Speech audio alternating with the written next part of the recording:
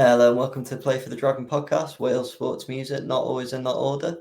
Special little Halloween episode. Sam's very ominously lighting his room. Good to have you both back as well. We've done one episode with each of you in the last two, so we've got a full house tonight. How are you, Sam? I'm all good. The gang's back together, isn't it? Yeah, sorry about my lighting. My light bulb literally burst before we started doing this. So I've literally got like this lamp behind me, and it just fits the theme, doesn't it? Spooky season. Lovely. And Lewis, good to have you fresh from a Wrexham away Yeah, day all good. was it cold and wet Tuesday night? Or? No, it's actually quite warm, to be fair. Yeah, we can go into that game. I'm not impressed, but hey, that's me with Wrexham, innit? Never impressed with us. So, yeah, all good. Actually, nice the three of us are back. I can't remember the last time it happened, in all honesty. No, it's been a good few weeks now, but good, as Sam said, good to get the gang back together. Glad you didn't freeze at Maidenhead, even though, you are a bit further south, so I guess it's going to be a bit warmer further south you get in the UK. Yeah. So we'll chat a bit about the club football. Got a big chunk of Wrexham stuff to get into, I guess, and we can have a little therapy session. I guess it's getting to at this point because we're not doing as great as we hoped, but we'll have a little chat about all the clubs. Rose.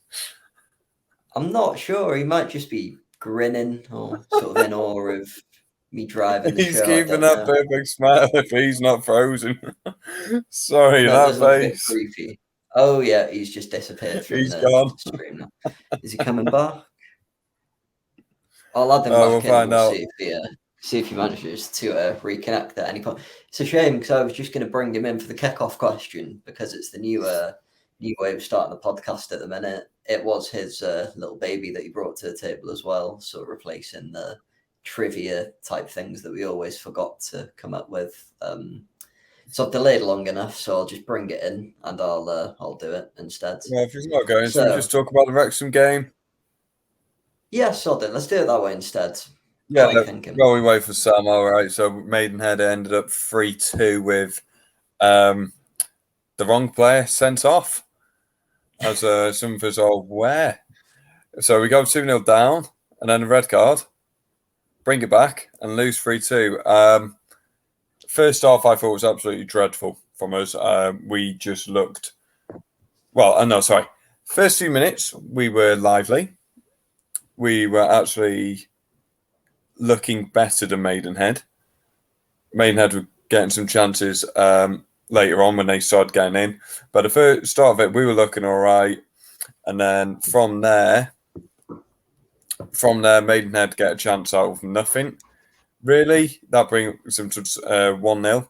And then literally the second goal is comedy defending. Really, it's...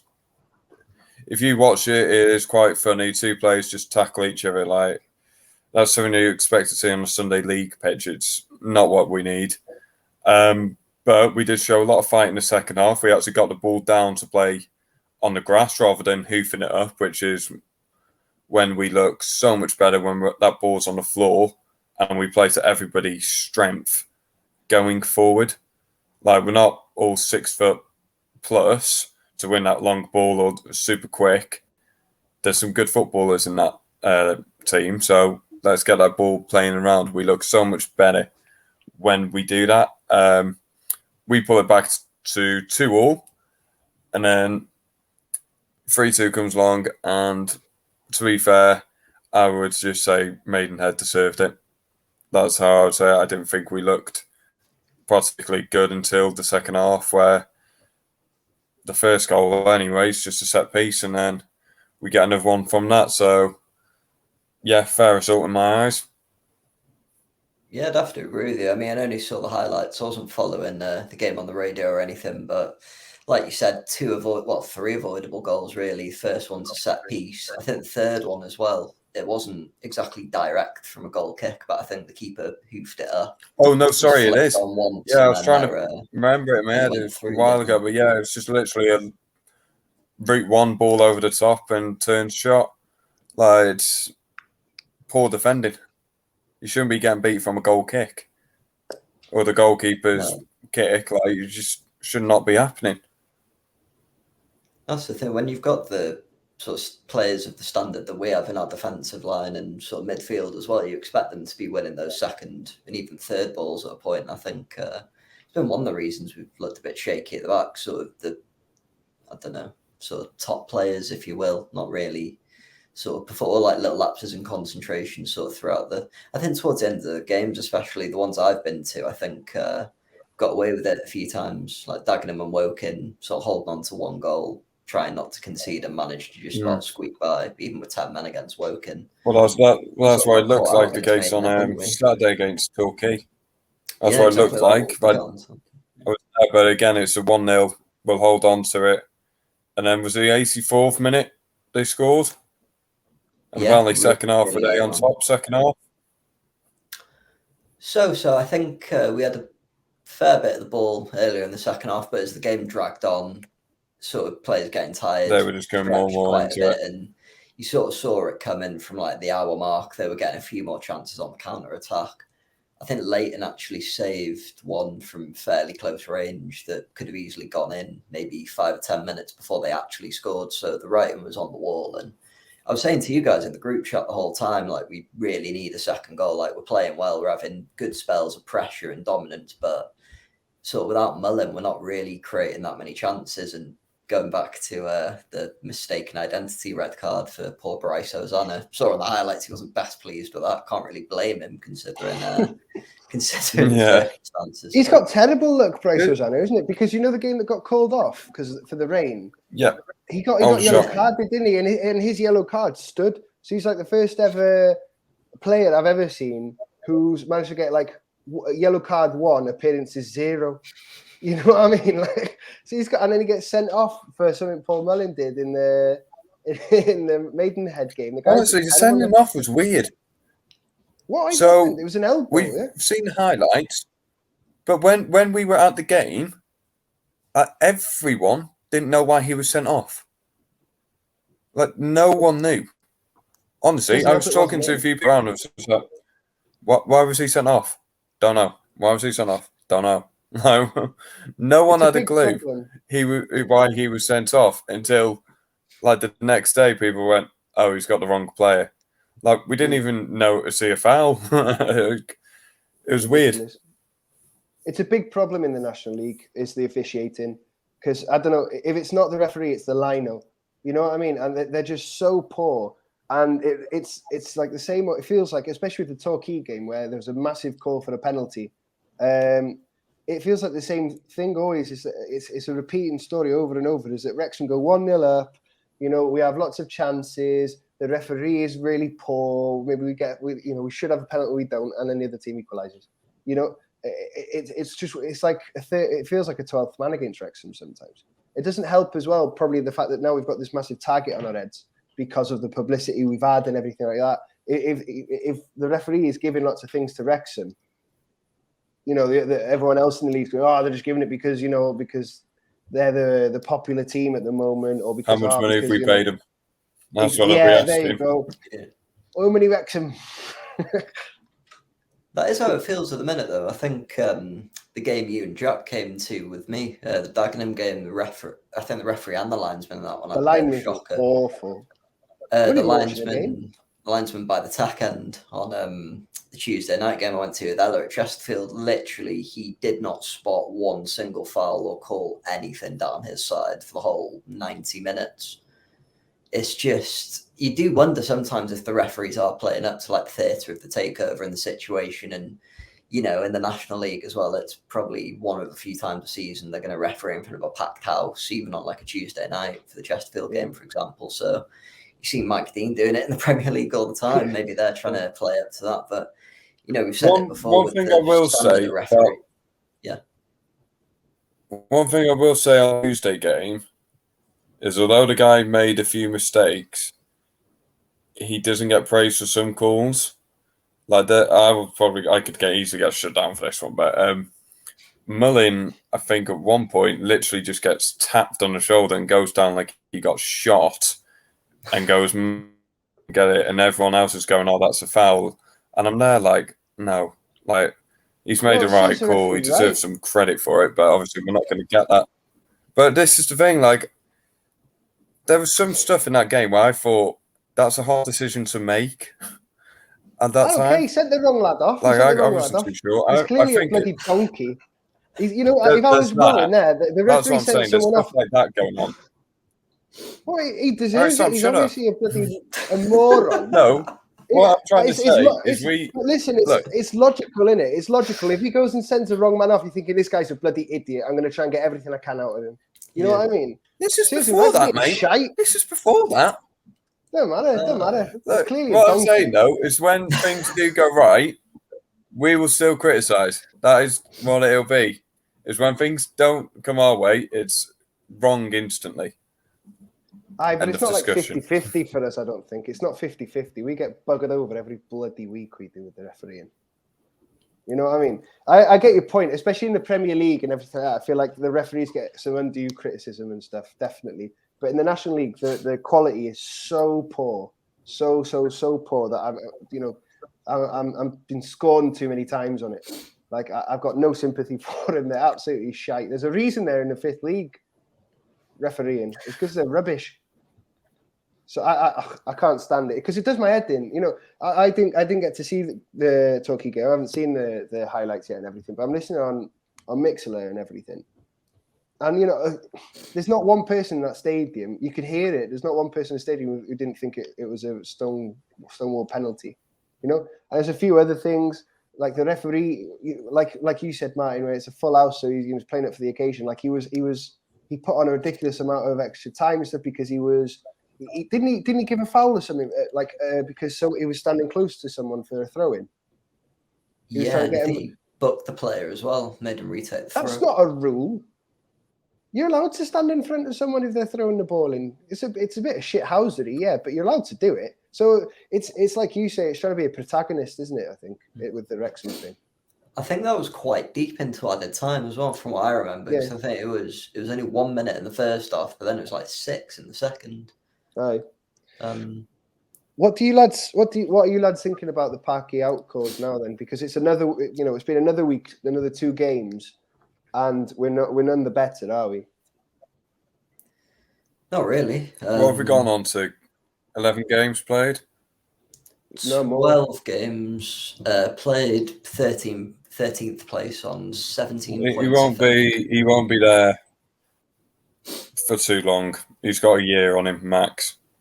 He's got a year. Half a year if he's lucky. He's got a year's rolling contract. He won't be there for too long. He's not good enough. You don't think so?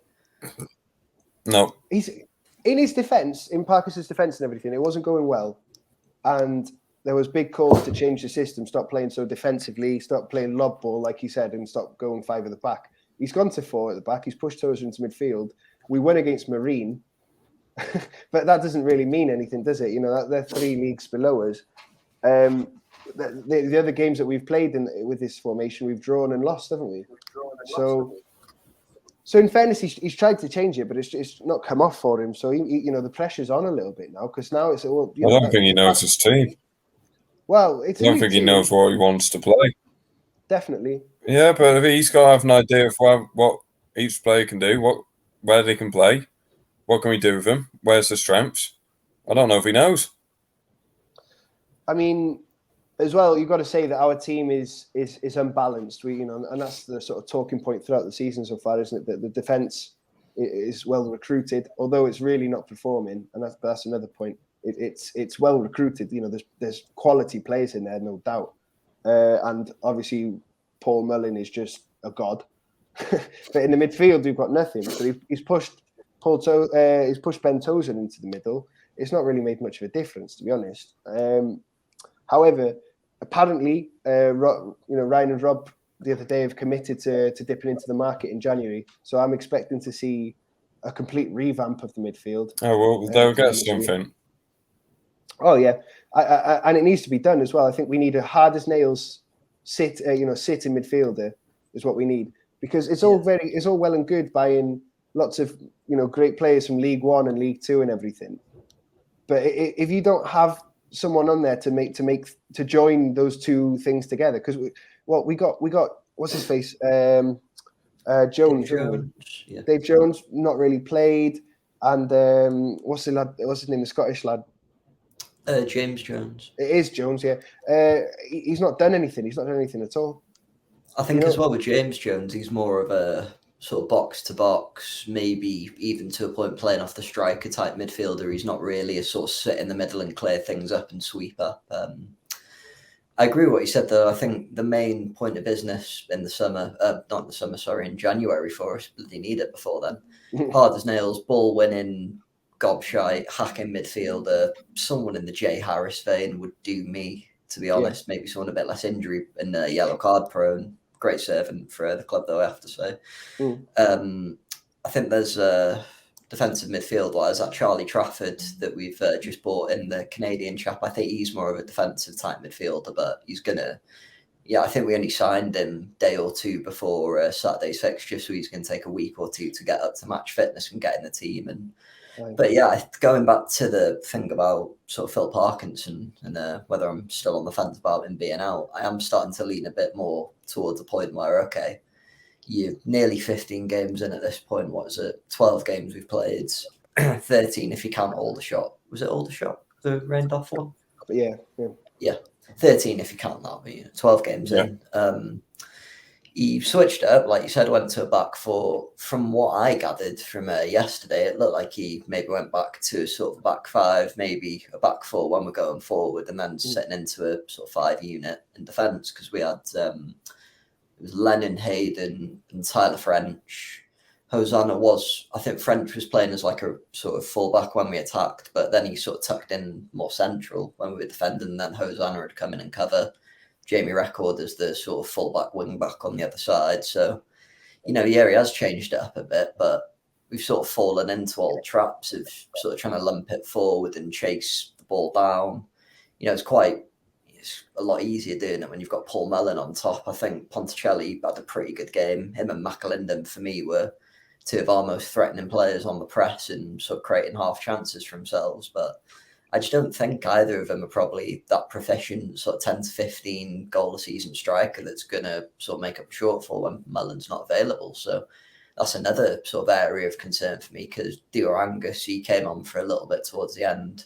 I think he had 1 or 2 chances, but he just looks devoid of confidence. Kwame Thomas is going to be out till the new year, I think. And even then, he's got to come back from an ACL injury. He was scoring, I think he nearly got to 10 goals last year before he got injured, but it'll take a while to come back as well. So that's another area of concern for me, I'd say. There's no Mellon for 3 games now. Well, 2 games, I guess, now, is it? Because it's a direct red, isn't it? But Christ, I mean, I agree completely what you say with Ponticelli. No one can criticise his effort. He chases lost causes and everything like that, but he's not a finisher, is he, from the looks of things? And the same with McAlinden, he's like a headless chicken in the best of ways. You know what I mean? Like, he'll chase everything down and everything. But again, he hasn't got goals in him, really, I guess. But it's like we said, it's a very unbalanced team at the moment, where we've got probably one of the most prolific strikers below the championship, and then what else? You know what I mean? What started to annoy me the most is actually the defence. I'm talking Tozer, I'm talking Hayden, and French and Record. Lennon, I've been pretty impressed with, to be honest. But Aaron Hayden, for all his presence on the pitch and everything, and he's a talker, which is great. It's what we need. But it's just panicky defending and stuff like this. I don't know how it could be that way. He when we signed him from Carlisle fans were up in arms, and same for Ben Tozer. Ben Tozer makes some dreadful mistakes, and he gets caught for pace far too often. For the goals in the Maidenhead game, the defense, like we were saying before, the second goal is like bloody pinball in the box, which I hate that so much. When it's I love to see us scoring those goals. I hate to see it going against us. It's just, you don't expect that, do you? You brought these lads in thinking that it's going to be a sure thing, but they just haven't performed. Yeah, I think it was Tozer Record getting each other's way for the second one at Maidenhead. You think a player who's played at League One for a couple of years, he was in the League One team of the season last year as well, wasn't he, or something? With League Two. League Two, sorry. They won the league, didn't they? They went up here. That's it. But you might expect that from more of a National League standard player, maybe sort of little lapses and errors of judgment. But it's the same with Aaron Hayden. Like, looks like an absolute rock at the back for maybe 60 of 90 minutes. He's nutting everything 40 yards away, and then so he'll bring a ball down later in the game, and instead of just hoofing it away like what you'd expect someone of that, like player of that caliber to do, he'll try 2 or 3 Cruyff turns, or he'll try and sell like a fake pass and sort of, drop his shoulder to get away from the defender. Just get rid of it, mate. Especially when we're playing like quite a high line as well, and we are getting picked off. And so in the National League, you do either have sort of like target man strikers who can bring it down, or the quicker players who get in behind and pick you off. And that's cost us a few times. And I think for me, the the goal we conceded yesterday, could have thrown a tea towel over 4 of the back 5. Like, they were stood that close together. Jamie Record didn't get out to close the cross down. He was standing halfway between the edge of the box and the 6-yard box when it went in. So Tozer and Hayden were both bunched in there. I think it was Hayden that lost his man, or Tozer, actually. So, the sort of top players in our team lapsing towards the end of the game, and the concentration costing us. And I'd say definitely 2 points dropped instead of 1 point gained yesterday. Quite irritating, really. It's a good point you make about the high line with the defence as well, because watching the highlights for the Maidenhead game, it looked like we had a really high line. The ball was dropping to the defence, and then they'd be trying to play it over the top, or they would just spray it. It was rushed, trying to spray passes from that high line, and they were just getting picked out. And then there's immediately so much space behind. It just looks panicky. They look like it's like they don't know what they're doing. Really, the defence. There you go. Anyway, to be a bit more positive and that, Ryan and Rob are here in North Wales. That's nice, isn't it? Yeah. Well, what did you make of their speech, Martin? Because I haven't heard it, but they spoke before the Torquay game, no? They did. They came out about 15 minutes before kickoff. I have to say, overall, the day I only got to Wrexham at about 10 to 2 because I had to get the train in from the C word city. I'm not going to say it and ruin the occasion. I got into Tech End at about 2 o'clock. It didn't take me that long to get my tickets or anything, but it was absolutely heaving all the way to the ground. Then the attendance was, I've got it written down actually, it was 9,813 overall. Nearly 250 Torquay fans coming up as well. So, long journey from Devon to make that one. Fair play to Yellow and Blue Army, I think they are, for coming up in force. I got into Tech End about 2 o'clock. All the fans were under there singing literally all the way through till kickoff. So cracking atmosphere. Place was absolutely bouncing about an hour before the game even started. Tell you the truth, I didn't really hear that much of the speeches because we were sat right next to the Torquay fans. And stood, I should say. I didn't sit down for full 90 minutes. And they decided to start chanting for the first time in the entire duration of the 90 minutes, apart from them scoring during Rob Ryan's part of the speech. I didn't hear any of that. Oh, God. And heard... What did I hear Rob shouting? I heard the end of his speech and I recorded a little bit of him yelling, "Come on, you Reds." So, Rob was basically just shouting, "Come on, you Reds." And that was all I've seen. It reminded me of, at the MLS games, there's those videos of really bad fan chants, and it's always one guy leading it with like a big megaphone or a microphone. It reminded me a bit of that, but actually quite cool because it was Ron Kelly. There you go. But yeah, that definitely probably sweetened the afternoon, considering the result. And, in 2 games, we've shipped 4 goals and picked up 1 point. So they've had the full Wrexham experience, if you look at it that way. Yeah, proper. I feel bad for them. They come all this way and everything, and the team performs like that, But they probably saw the win against Barnet. Thought, no, they knew what they were going into when they forced us. Yeah, well. But it's good as well because, seeing from social media and that, it looks like they're really sort of embracing Wrexham as a town, not just, the football club. They're in some pubs around the town. They've gone into, I saw a photo of them on Instagram in some kind of like DVD rental shop in Wrexham and everything as well. So, yeah, it's great to see, isn't it? It is very positive. I mean, no matter what happens, we can complain all we want about the current form of the team and everything. I don't see these lads disappearing next year if we don't get promotion or something. It feels like they're here for the long run. So Oh, no, these are going to hang around for a long time. That's what I mean. So it's going to be stable in the future and everything like this. It hasn't had, on the field, we haven't had the best start to their tenure or whatever. But just the future still doesn't look any less bright because of that. Maybe we won't get promotion this year. I mean, it's far too early to say we won't. But maybe we won't. Will it be the end of the world? No, because I feel like truly, these are new owners and everything, and they'll learn. And, if we keep the majority of the squad that we've got going into next season and just give some reinforcements, sort out the midfield, get Mullin a partner that won't be injured every 2 games. And I don't know, and just like you said, Lewis, keep the ball on the ground and play a little bit of football. Then if it's not this year, it'll be next. So it doesn't need all to be doom and gloom. There are a lot of positive signs. I mean, we've won 4 games. I think the problem is it's either drawing games from winning positions or losing games from drawing positions, if that makes sense.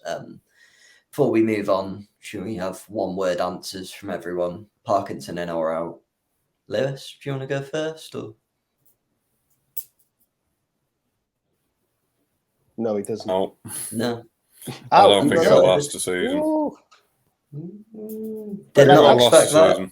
Out now, or? Well, the question was just in or out. So I'm going towards the end of the season, and I just think he'll be out. How long do you think he has until? I don't believe in him. Do you think he lasts until January? Do you think he sees the new year in as Wrexham boss, or? I'd like to say yes, because it makes sense to have him. It depends how they're going to approach it. If someone else is there, they'll probably go for him. It depends what they see with the fans as well. A lot of the fans are turning.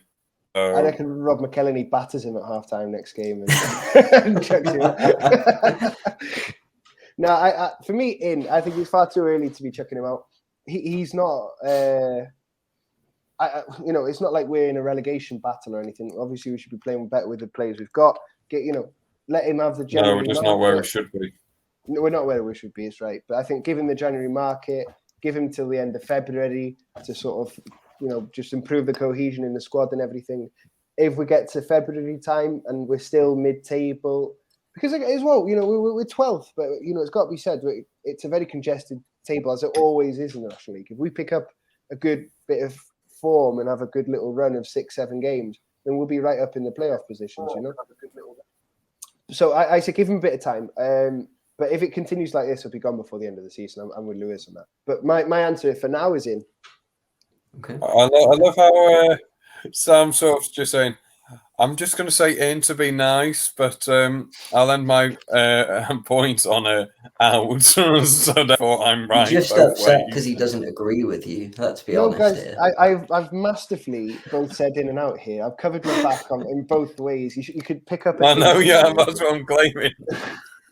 If you wanted to, yes or no. Look how comfortably you just sat on the fence. I've literally said nothing and everything. That's what I went for. So there you go.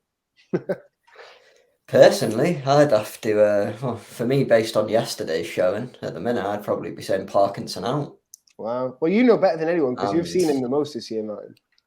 I wouldn't. I don't know if he.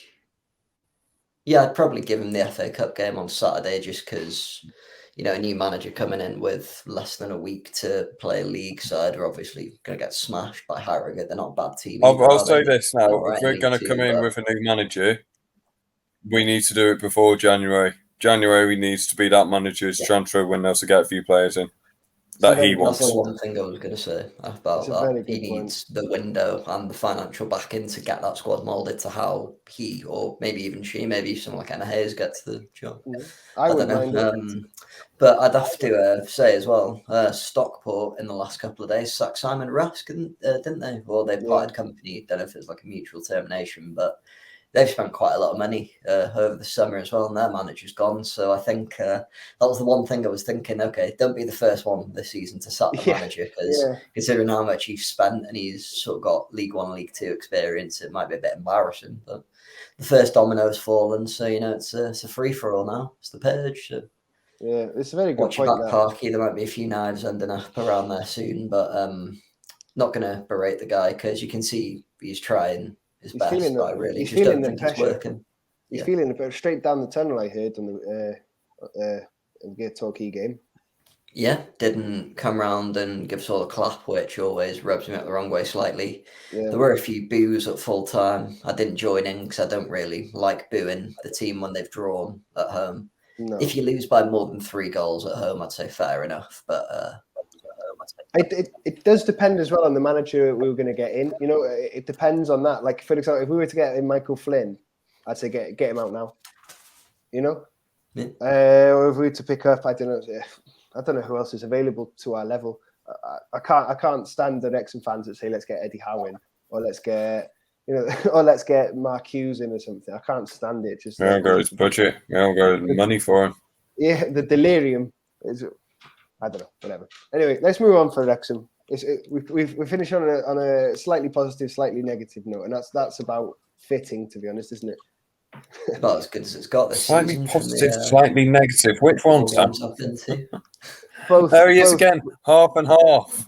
It's both and neither at the same time. That's the beauty and sorrow of the whole situation. Well, that's what I mean. Surely, with having seen Ryan Reynolds and Rob McElhenney at the ground and everything, you're walking away feeling good about that, but then the result is negative. So you don't know. When you walk out, you don't know how you feel. That must be it. That's how I feel at the moment anyway with Wrexham. I don't know how to feel. I'm just a bit like, I don't know. You've been trapped in Spain too long, mate. You need to watch Wrexham again. Well, I listened to him on the radio, on the Mixler thing, which is actually really good. I really love that service. Considering the miles you have to travel to get to a game as well, it's greater than me and Lewis. You've been to one fairly recently. So. Yeah, Lewis. Yeah. Well, Lewis has been to one more I forgot about that. But should have. Let's watch the Swansea and Cardiff game.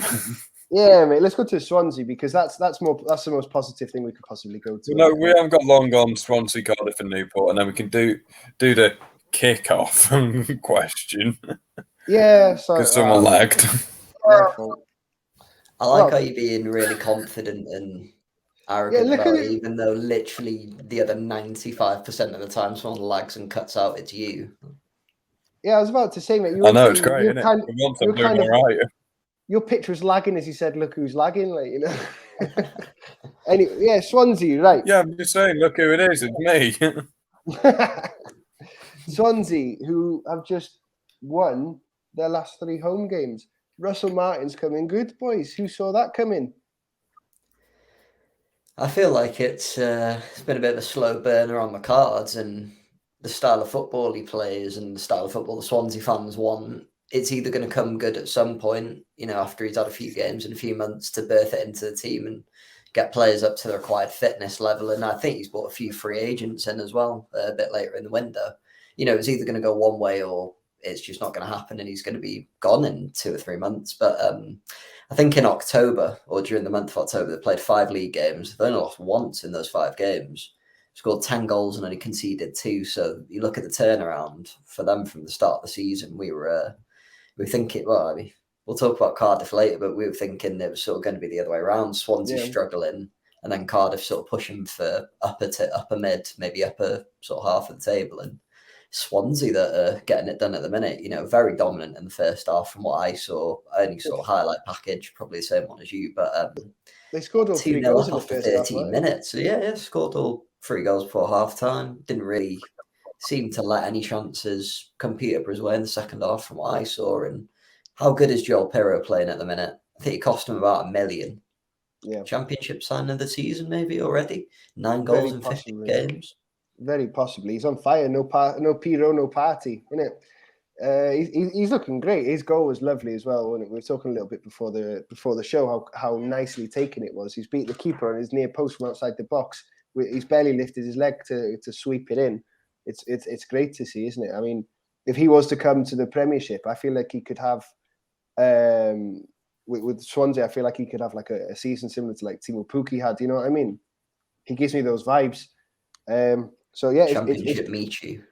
Yeah, exactly. But it's great, you know, and to think about where they were, you know, last month, right down the bottom end of the table, they're now 13th. They're only 4 points off the playoff places now. That's how congested it is as well in the Championship table. But it seems like, you know, it's all starting to come good. He did say, to be honest, Russell Martin in the first few games, look, this is going to take a while. You know, it's a project. The players aren't up to the standard right now. So we need to, you know, just give it a bit of time. And they have. And it's coming off. It's looking good, you know. 3 goals in the first half is outstanding to see. Any team doing that is at the height of their power, really, isn't it? And the nature of the goals was great as well, because, of course, some people have been critical of Russell Martin's approach to his management, in that it's too stubborn. It's, you know, you have to pass around 100 passes before you make any sort of movement towards goal. Well, like the first 2 goals come from like lofted through passes and stuff, you know, and so, you know, they're getting the ball off the ground to find space in behind the defenders. For the first goal, who was it that scored the first goal? It was Jake Bidwell. Bidwell, yeah, I think you're right. Yeah, to slide in and knock it, it's great football. It's really nice to watch. And, you know, I don't, at this point now, with the form that, you know, especially the home form that they're picking up, in that time they beat West Brom at home. That's, you know, West Brom, who have been playing extremely well, right up there for promotion contention. I don't see why they can't keep it going and make a push towards those playoff positions. Definitely, I have to agree with you there. You look at some of the teams that are up more towards the playoffs at the minute as well. I think Blackpool are just about in there. I know Coventry have had a really, really strong start to the season. They were knocking about they're like there earlier. Fourth, aren't they? Yeah, they're doing yeah, really well. Yeah, they've been really knocking everyone aside. I think even in the Birmingham game, the only one they've lost this month, I think, or last month just gone. It's they got Troy. It's still technically October, isn't it? It's Halloween. What am I on about? Got Troy Deeney. God, I wanted to say it. Got Troy Deeney. So I have to, if I don't mention Troy Deeney and someone else does, I just get cheesed off because I just don't like the guy. I have to bring him up and then forget about him. Well, you know, it's funny you mentioned Coventry and Blackpool, because Swansea's next 3 games are Coventry, Bournemouth and Blackpool. Coventry and Bournemouth both away and Blackpool at home. So not easy, those fixtures is coming up. So whether or not they can maintain this role, if they can, well, it puts them in really good stead to take points away from Bournemouth, take points away from Blackpool. That would be great, no? Yeah, definitely. That's the thing with the Championship as well. You just need to probably get a run of 12 to 15 games where you get in maybe 10 to 12 wins and then a couple of draws there, just sort of consistent points, making a bit of a gap between the teams below you and above you in the table. And that's how I think sort of Barnsley had a bit of a run towards the end of the season last year, sort of squeaked into the playoffs. Swansea had that really good run from was it November to January, February, and then they sort of tailed off a bit towards the end of the. So if they can push on from this and use this as sort of building blocks of a good season, I think I'd be very impressed with how Russell Martin's done, considering, you know, they did the Swansea thing that they usually do at the end of a transfer window, sell a couple of your top players off, you know, for a bit of profit and that, and then don't give your manager any time to bring anyone in. But yeah, I'd say be much happier on the white side of South Wales than the blue side at the minute. But I don't know, with how tough it can be throughout the whole season of the champion. You know, it's a long old season, isn't it? What, 44 games, 46 games, something like that. Plus playoffs. 46. Yeah. What do you think, Lewis, mate? How much do you think Swansea's form has to do with the Derby win? Beating Cardiff 3-0 at home, that's got to give you some momentum and some belief, right? How much do you think their momentum is due to that? As soon as you beat them, they're going straight off. Yeah. So Cardiff's the biggest rivalry going for them, isn't it? As soon as you beat that, you're getting some form. And they are. What do you say? Was it 3 wins? Or 3 games unbeaten? The last 3 home games. They're getting some sort of kick from it. It's just a question of when they get beat, how do they respond? That's the question. If once they get beat, how do they respond? That is the question. Well, at home, I guess. 'Cause they lost to Birmingham, didn't they? But I mean, But you're right. I mean, like we said before, they've got some really tough fixtures to come. So I think this next week and a half, the next 3-4 games, I think could be really pivotal to their season. Because if they do get them, then they're really rolling, aren't they? And then, like I say, if they get of those 3 games, if they get 6 points, I've got no doubt they'll be right up there. I think Bournemouth will be quite a tricky one because they've looked nigh on unstoppable this year under Scott Parker. But I know Swansea rallied from 1 down to beat West Brom 2-1. You'd always wonder after sort of taking a loss how a younger manager with less experience can sort of motivate his team to bounce back. But he's done that sort of mid-game and had to make adjustments against basically a sort of yo-yo Premier League Championship side. So you'd like to think he'll be able to get 6, 7, maybe even 4 points out of these next sort of 3 games. And like you said a minute ago, Sam, they're all teams in sort of the upper playoffs or the automatic promotion spots. So those are teams you want to be beating in and around you to sort of bridge the gaps and make up some of the ground and push yourself higher at the table. So very impressed with how Russell Martin's got them playing at the minute. They're looking very dominant and absolutely playing teams out of halves. I think like the Cardiff game, they had nearly 3/4 of the ball. I know Cardiff under McCarthy had been really not retaining the ball very well at all this season. So, but even in the Peterborough game, I don't really remember seeing many chances from the away side. I know they've been leaking goals this season, but they've been absolutely running through teams. If they can keep doing that and surprise some of the teams higher up, definitely seem maybe sneaking in the playoffs. Say what you want about Peterborough, they're still above Cardiff, aren't they, in the table? So anyway, moving on to Cardiff, boys. So Mick McCarthy has been shown his bike. It had to happen, am I right? I'm surprised he lasted 8 defeats in a row, to be honest with you. It was it was painful towards the end, history, wasn't it? Yeah, it was painful towards the end. I felt for it. They should have chucked him earlier because at that point, because he was never going to walk away, was he? He's too proud for that. So they should have put him out of his misery early on because it was horrible. Of course, obviously the fans had lost their rag, as you would. I mean, you could be the loveliest man in football. If you've lost 8 games in a row, the fans have every right to tell you what they think, basically. I mean, within reason. But it had to happen, didn't it? I mean, some of the most dreadful football I've ever seen in my life as well from Cardiff City.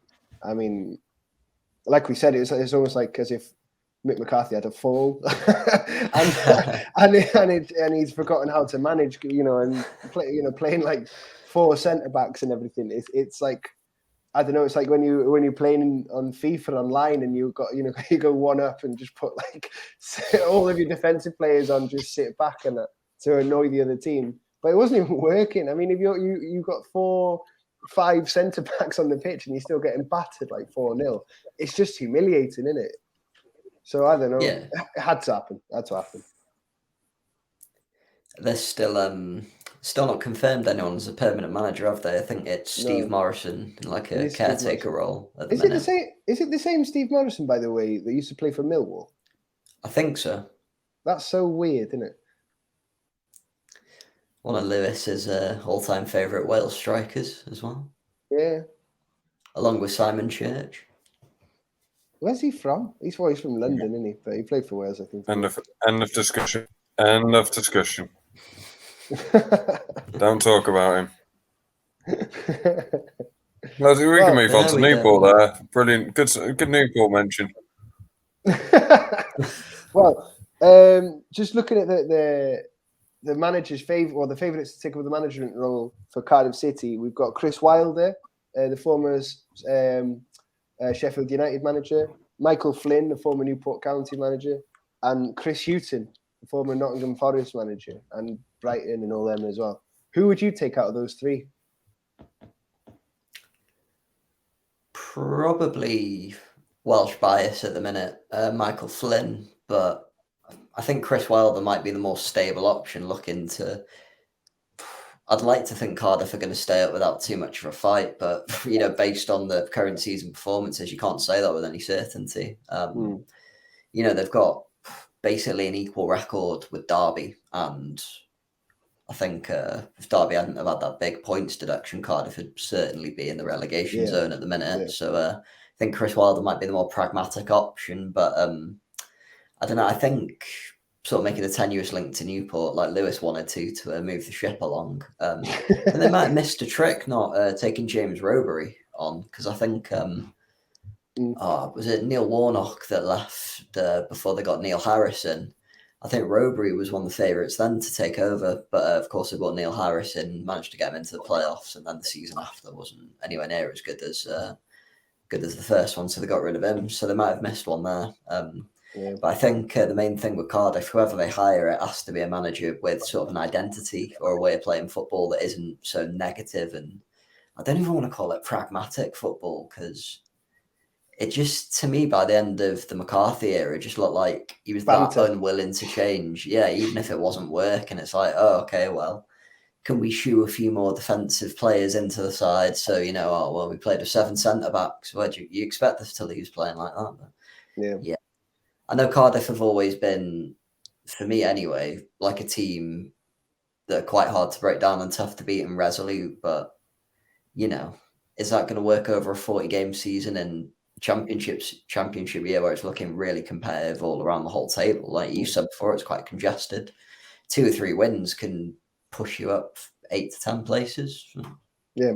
What do you think, Lewis? Who would you take out of those 3? Chris Wilder, Michael Flynn, and Chris Hughton? I'd be going Wilder. Yeah. He's got championship experience, which is, I think, the most important thing.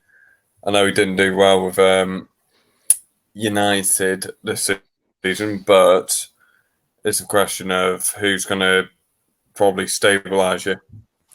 That one or someone else who's not been in that league and doesn't understand how hard that league is. I think you'd rather, at this point, go with safety and build rather than risk it. Let's just see what's going to happen. So I'd be as well. But, I think that championship experience, Premier League experience is a lot better for Cardiff than anyone else that we've mentioned, in all honesty. I'd have to agree with you as well. I think Chris Wilder's the most sensible choice. But you have to question, would he want to go? Who wants to go to Cardiff City right now? You know what I mean? It's not an attractive job in all things considered. I think recently as well, they're a bit of stupid timing for him to say this, thinking about it with them not having a permanent manager, but the chairman or the CEO, the one that I believe it's the same gentleman who was on one of the fan coaches before, was it the Middlesbrough game or the Fulham game, saying if he had it his way, McCarthy wouldn't be in the job either. Yeah, I think he's come out and said recently there's going to be no money available in January, or a shoestring budget at best. Pretty much the same for the summer as well. So, Vincent Tan and his little sort of team of owners, however you want to call it, they've invested quite heavily at the start. I think they've been in charge like 8-10 years, something like that now, quite a long time. When you think of the turnover in ownership in modern football, they've invested quite a lot early, got them into the Premier League, sort of bounced around a couple of times, and now they haven't seen a massive return on their investment. They probably expected, we'll get them into the Premier League and we'll spend a lot and we'll just stay there for 10, 15 years. It's not how it works, unfortunately. So they haven't seen that initial return on the investment. They haven't seen the success come from it, really. They're not going to want to throw another 10, 15, maybe even 20 million now. I don't know what kind of budget you need in the Championship to compete for the title or the playoffs these days, but with the value, with the player values on the market fluctuating up so much, especially in the Premier League and in English football in general, you sort of need that budget, especially if you're wanting to rebuild a squad where you probably think 6 or 7 positions in that Cardiff starting 11 that you could easily bring players in who do a much better job as a Championship standard. Yeah, definitely. I'd like to chuck a name in the hat as well. I think someone I think would be a great appointment would be Nathan Jones, the Luton manager. He's a local lad, isn't he? Well, local. I think he's from the Rhondda, isn't he? But he's done wonders at Luton. He's taken them from a similar position, like right down there, and brought a bit of stability to them and helped them to climb up the table and avoid relegation. In 2 separate times. Now, of course, he had that time at Stoke which didn't go to plan, and and ended quite sourly. But I think he could do a job with Cardiff. And as well, like I said, if he's a local lad, then maybe that would entice him a little bit more. You know what I mean? Because, like we just said, I mean, it's a very unattractive job right now, with the owners coming out and saying that basically you got to do it what you got, and what they've got ain't no good. And everything else. So I don't know. I just thought that'd be an interesting idea. But Michael Flynn, it's a romantic choice, isn't it? I suppose. But he could do it. I believe he could do it if they did choose him. If they went for Michael Flynn, then I think, well, it's very possible that it could go well for him. However, it is like you said, Lewis. It is a big risk, and the most important thing at this point now is ensuring that they do stay up. So we'll see. But anyway, let's talk about the fixture, right? Because it's a bit of a massive turnaround with Steve Morrison's first game out as caretaker manager. 3-0 down within 46 minutes. Stoke scored just after half time, and then 3 goals in 5 minutes for Cardiff to go 3-3. The football club's just mental at the moment. You could say what I mean, it's been painful for Mick McCarthy stuff and everything, but it's entertaining. It's seeing your team go from 3-0 down to 3-3 in 5 minutes. That's wicked entertainment. All 3 goals from 3 Welsh internationals as well, in Ruben Colwill, Mark Harris, and Kiefer Moore. Ruben Colwill's goal especially really impressed me because he's taking it from outside the box, which is something that we say quite often, don't we?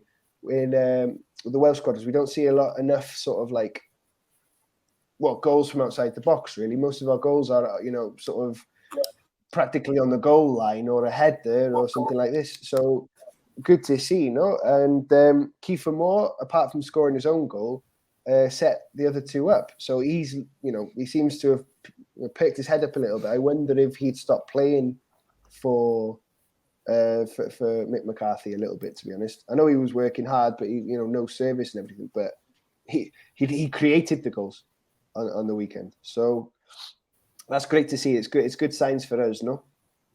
Yeah, definitely great signs for the national team. Having, I don't know if Colwell, I can't remember if Colwell was in the last squad for the international window, but 3 sort of current to semi-recent internationals on the squad. When's the last time that happened in a Cardiff City game? 3 separate Welsh internationals scoring. Because I know they've been criticised quite recently for not having sort of many Welsh players or Welsh youngsters sort of throughout the setup. But we've got 2 good ones there coming through, in my opinion, in Harris and Colwell.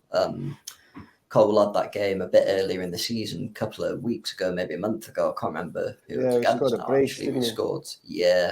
Scored another one from not quite as far out and a bit more central, but sort of the edge of the box in and around the D. I think that was a bit more of a snapshot. He hit it first time and sort of bent it in around the keeper. So he's got an eye for goal from distance. Like you said, there's oftentimes in Wales, probably especially when we're trying to break down sort of lower ranked teams who play a low block. Definitely, yeah. Sometimes it just cries out for a player to sort of have a crack on the edge of the box. And sort of if Ramsey's looking to be in and around the striker and looking to win second balls and, chase after the flick-ons from Moore, he's one of the players who we'd be looking at to produce something like that. But if he's in the box, he's not going to be able to do that. We've got technical players like Harry Wilson, who's a set-piece specialist. You'd like to think he could have a crack from goal. When was the last time he scored a free kick, though, man? Harry exactly, Wilson. Yeah. But no, I was very impressed with Harris as well when he came on. Saw quite a few Cardiff fans on Twitter saying they feel that he was one of the main game changers. I think he came on fairly early. Well, they only took him like 30 seconds to score the 3rd in the second half, didn't it, Stoke? So I think he came on fairly shortly after that and changed the game like he did. We were saying before, he did that in the Belarus game when he came on. Yeah, big time. You said he was chasing down, I think it was their goalkeeper who ended up sort of screwing up the pass to James. So, he's that sort of creative spark, like Energizer Bunny sort of player that's always looking to be positive and move forward and get his head up and look. So, this is the sort of type of play you need. Mark Harris, to me, looks like a real prospect, both for Cardiff and for the national team, because his work rate is outstanding and he looks like a player who really plays with his heart on his sleeve. which again you could say that both Cardiff and Wales maybe have been missing a little bit in recent times. I mean, Wales, of course, there's passion involved in everything, but I don't know about you lads, but for the current national setup, I look at sort of the emotion and everything, and I compare it to when we were, the team that qualified for the Euros. Maybe I'm not saying that it isn't there, but maybe it's just a little bit less than the previous squad we've had. So someone like that could be good, And again, Kiefer Moore sets him up. He sort of slides it in and everything, gets the ball in his hands, runs straight back to the halfway line. That shows a lad that's determined and everything. I love to see it. So, yeah, but it's got to be said as well, though, for Cardiff, the goals they conceded were horrific. Like the centre backs are so far away from each other. The space between them is enormous. I mean, you could fit a bloody dumpster truck between them. You know what I mean? It's ridiculous. Sean Morrison, the less said, the better, really. But he's having a nightmare season. It looks like a bit like his legs have gone. Bit strange to see as well, because he's been a mainstay of that Cardiff defence for, I think he might have been there 6 years, maybe more now. He's always been in the team, club captain as well at the moment. So, yeah, but that's the thing. I think in a lot of positions, they do need a bit of a refresh, or maybe add a few more players in for sort of squad depth throughout the season, because you look at their main creative threats at the minute, you're thinking, okay, Kiefer Moore's obviously the main one, but aside from that, probably Ruben Colwell's one of them, a youngster, Mark Harris as well in his early 20s. They can't be relying on. It's good that these players are showing up and performing for them, but you can't rely on these young players throughout the course of a full championship season. Like, it's too much to ask for them, I think. So definitely, a lot of work to do, but good to see him show a hell of a lot more fight. Yesterday, of course, it's only been a day, hasn't it? Well, hopefully, hopefully after the manager's gone and in the circumstances he went, maybe they've had a good long look at themselves in the mirror and said, we really need to sort ourselves out here. Here's a new opportunity, I suppose. For a manager coming in as well, if he sees the players fighting a bit more on the pitch, might be more inclined to pick you or take the job in the first place. You don't want to come into a side that's completely devoid of all effort and fight and desire. It's too big a job to. But anyway, as we said quite a while ago, they're 21st, currently on 12 points. Yeah. Only 3 wins in the whole season, and 3 points above the drop. I think it's Hull just below them. Oof. Well, it could change now. Now, new beginnings. Let's hope they really make the most of this situation now and get someone decent in to manage, somehow convince someone decent. But go on. What? Just one word. Who's the next manager for Cardiff City? Lewis?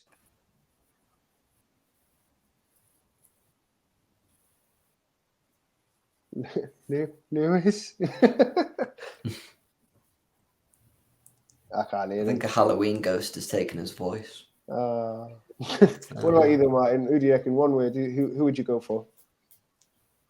Well, this is a 2-word curveball, actually. I'm going to say Eddie Howe. Eddie Howe. Chris Wilder said Lewis. Thank God he said that. Okay. Go on, Sam. 2 words, 1 word. Your choice. Michael Wilder. Michael Flynn. I don't. We said 3 different ones. Yeah, I don't think that that Chris Wilder's going to want the job. I think he's waiting for the West Brom, for a Fulham, or something like this. But I don't think Eddie Howe's taken the job either. Don't worry. Tottenham might be down a manager in the near future. I think that'd be the sort of job he'd probably be posturing for, considering the year or 2 now. Maybe he's taken out the game, but Cardiff need a manager that's going to instill a positive identity to their style of play. And but listen, look at what he did with Bournemouth on a fairly marginal budget for a Premier League side. Eddie Howe fancies himself, though, doesn't he? Like, he turned down Celtic. If you're going to turn down Celtic, you're definitely going to turn down Cardiff City, in my eyes. But there we go. Champions League football and Farmers League, though. Would you really want to? I don't know. I think Eddie Howe is holding out for, I don't know, something like, well, I was surprised he didn't go for like Crystal Palace or something like that, But I think he fancies himself as like a top 6 manager now, Eddie Howe, and I just don't know how accurate an idea that is for him. I think he could be waiting too long. football moves fast, doesn't it? If he's not in a job by next year, who's going to actually want him? Well, that's the thing, because of how long he's taken out. I'm thinking his stock might have maybe dipped a little, through no fault of his own, but just through taking time out. They might think, okay, well, if he want one of these high-level jobs, do the Cardiff job for 2 years, or take a championship team for a year or two, see how he can get him into the playoffs or get him into automatic promotion. I'd have forgotten about him, to be honest with you. I had to. I just assumed, because I hadn't heard about him being linked with jobs, he had been snapped up by someone, but it's like, okay, well, who's he managing now? I can't. Yeah. But yeah. Shall we quickly mention Newport then, since they did score 5 goals at the weekend? I think it's only fair. How about that for a new manager reaction? Well, he's had 2 games in charge. James Rowberry beat Bristol Rovers 3-1 either at midweek or at the weekend, I think it was. In which Joey Barton compared it to the Holocaust. This as if getting beaten 3-1 in a manager's first ever game as a manager, and then you come out and say that. Mate, how is this? Oh, I don't know how he. How do people keep hiring Joey Barton? He's literally a safety risk, Like, didn't he get sacked from Fleetwood for like fighting in the tunnel or something? There's like a police investigation and everything, isn't there? Yep.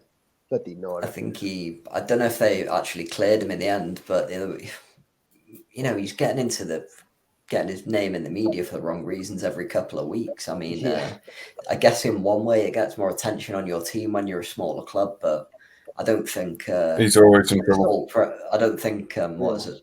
What's the thing they say? All press. Don't want to be known for bad reasons. It's not exactly. Well, he's just such an idiot, isn't he? I mean, it would be funny if it wasn't so unfunny, you know what I mean? If he said something a little less serious, it would be funnier.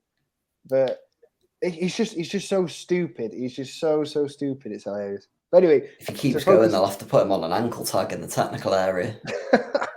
But to focus on Newport, I mean, I think you're right. I think Cardiff City have missed the trick by not keeping this lad, because he's obviously got Newport firing, isn't he? So they've scored 8 goals in the last 2 games. In his first 2 games working with him, amazing. Hopefully, I really, I wish the best for him. It should be good. It should be good, no? Yeah, definitely. I think Dom Telford as well. He's absolutely firing this season. Got a hat trick on Saturday. He's got 10 in 10 starts or 10 appearances in the league so far, so it's a very good record. Is he Welsh, Telford? I don't think so.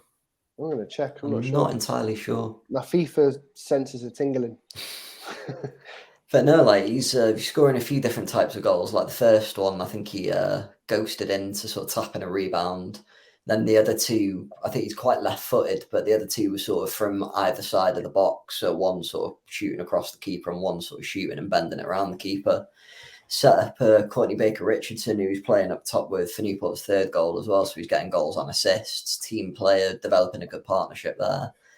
But I can't remember the last time I ever saw Newport County scoring 5 goals. So we've always, I think, seen them as quite a defensively resolute team, and then they sort of counter-attack. They play 5 at the back, 1 in attack, and they sort of get goals on the break from there. But maybe this is new style of play he's bringing in with County, and they're going to be sort of going for the jugular and pressing and dominating and suffocating teams. And be good to see. And if you look at the table as well, I think one of the last times we looked at them, they were bouncing around like sort of mid-table obscurity, like sort of even wins and losses. They're 8th now, so they're 1 below the playoff berth. They're actually level with 2 of the teams in the playoff zone as well at the minute. So I think it's like a 4-point gap to automatic promotion, because there's 3 sides that go up in League 2 without playoffs. Well, fingers crossed for them, because everybody knows Newport should be in League 1. Everybody knows that. They were obviously cheated at the end of last season. Twice it's happened now. So best of luck to him. If he keeps it up, if he another 2 or 3 fixtures like this, and similar to the deal with Swansea, then they'll just keep rolling. The momentum will carry him through. And it's a good time to start picking yourself up, because this is when the table sorts to cement itself. So fingers crossed for him. Bit of a break from the league for them next week as well. I don't believe they have a midweek fixture, and then it's FA Cup weekend, of course, because Wrexham have got Harrogate away And then Newport love a cup run, don't they? They've got Morecambe away, so a bit of a trip Ooh, up to Morecambe is is it who they North play. Lancashire? It's Yeah, quite it's further Morecambe. above Blackpool, isn't it? It's them that beat him in the player final last year. Oh yeah, of course it is. Bit of revenge. Well, So that'll be interesting to see how they do in a cup, because I don't know if it's just Michael Flynn's Newport we've seen as a bit of a cup team that do like an upset, but I think especially at a League Two level, or even at Wrexham's case at a National League level, maybe not so much with the owners, but the prize money you get from those initial rounds can really make or break a season for some sides. Definitely. Right, well, lads, moving on from club football, a rumour has surfaced today regarding Aaron Ramsey. So, Ramsey to Newcastle. I mean, interesting. Changing one white and black striped shirt for another. But I think, I don't know how much we can really read into this, because with the Newcastle takeover taking place, I think we're going to see every player and his dog getting linked with Newcastle, to be fair. But Ramsey to Newcastle, I don't think that would be a bad move, in all honesty, for his career talking now. I think, it would definitely be an interesting one. Because, listen, he's on 400 grand a week at Juventus. He's raking it in. Who else, we'll have a little discussion in a minute about how well his time in Juventus has actually gone. But who, if he was to move on, who would pay 400 grand a week for Aaron Ramsey? Probably Newcastle. Yeah. Newcastle. He's not going to PSG, is he? So. He's not going to PSG or to City, I don't think. So it could be a really good move for him. I mean, he's captain material. He could be. He could turn into a cult icon at a club like Newcastle. Obviously the fans are extremely passionate. They love to see characters such as Ramsey that can drive forward and play attractive football, and at the same time sort of who have something about them, And Ramsey definitely has that. He's a quiet lad and everything, but he has an aura about him, doesn't he? Mm-hmm. So I don't know. What do you think, Lewis? Would that be a good move for Ramsey? I mean, he's coming to the end of his career, isn't he? So, I say that he's got a few years left. He's either going to be playing at Juventus for however many years left on his contract and keep popping up here and there. Maybe with his games. But if he's got 1 year, did they keep hold of him? He is on a lot of money. And Juve apparently, do they need money, Juve? I don't know. I mean, like we said, if there's one club that will go after him, it'll be Newcastle. I mean, he's capable of that level, so of course he'll be good. I think we all know that. We don't need to say how we know he'll be at a level where he can show off what he can do. We all know what he can do. Is it going to happen? Probably no. In my eyes. I've just checked, by the way, guys. He's under contract until 2023, so he's still got another season and a half under his, under contract. So I don't know, but what do you think to this, man? Do you think that Aaron Ramsey's time in Juventus has been a success? Obviously, it's a pretty subjective question, But if I just tell you now, he's been there since the 2019-2020 season, so this is now his third season. In those 3 seasons, he's played 49 games in the league.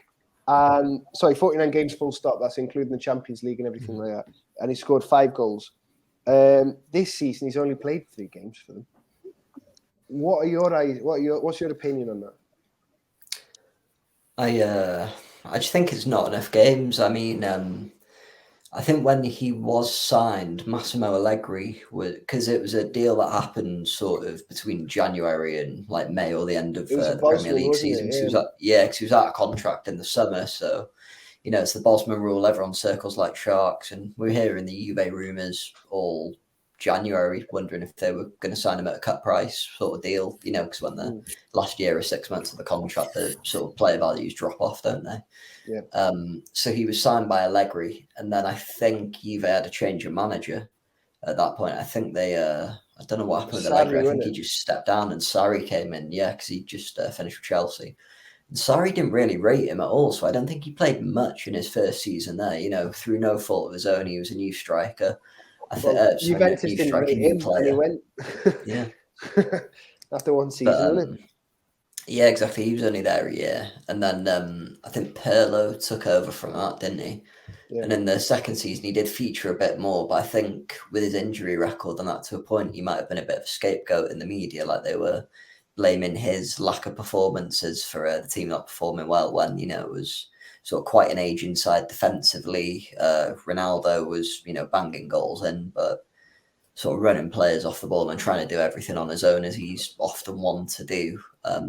So I think some of the criticism might be a bit unfair towards Ramsey because they know when they sign him about his injury record. He's always been one of these players who can't play 40, 45, 50 games a season. You've got to manage him through the 8 months, 9 months of a full season, especially if you've got continental competitions and, you know, FA Cup, League Cup as well to contend with.